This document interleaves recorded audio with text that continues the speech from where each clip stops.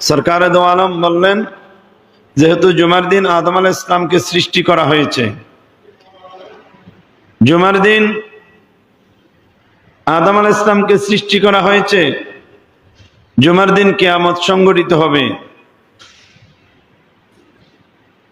জুমার দিন এই জন্য এত বেশি বরকত মণ্ডিত দিন, তোমরা জুমার দিন দরুদ সালাম বেশি পড়বা।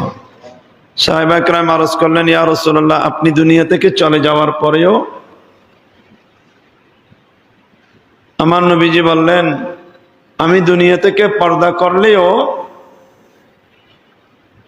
আল্লাহর ফেরেশতারা তোমাদের দরুদ সালাম আমি নবীর রওজায়ে আকদাসে নিয়ে যাবে, তোমাদের নাম ঠিকানা সহ। তখন সাহাবায়ে কেরাম একটা প্রশ্ন করলেন, ইয়া রাসূলুল্লাহ, মানুষ তো কবরে গেলে মাটির সাথে মিশে যায়, অস্তিত্ব হারিয়ে ফেলে।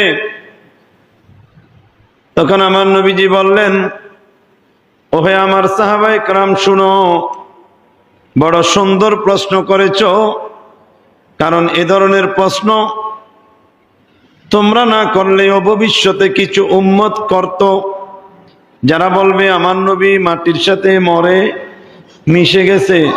নাউজুবিল্লাহ বল। তোমরা প্রশ্নটা করে এখন এই উত্তরটা গোটা বিশ্ববাসীকে জানিয়ে দেওয়ার জন্য বড় ওসিলা হয়েছে।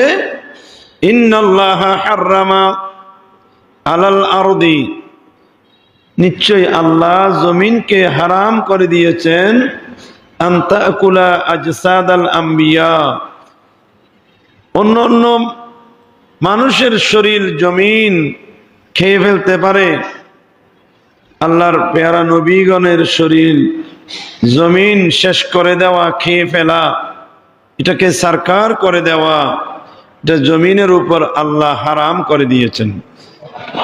ফানাবিয়ুল্লাহি হাইয়ুন, অতএব আমার নবীজি বলেছেন যে সকল আম্বিয়ার সহ আমি রহমাতুল লিল আলামিন ও কবরে যাওয়ার পরেও তোমাদের দরুদ সালামের হাদিয়া পেয়ে থাকি।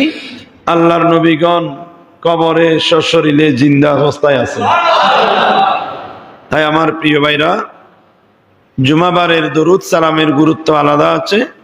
আমরা একটু মহাব্বত নিয়ে দরুদ সালাম পড়ব, কি বলেন?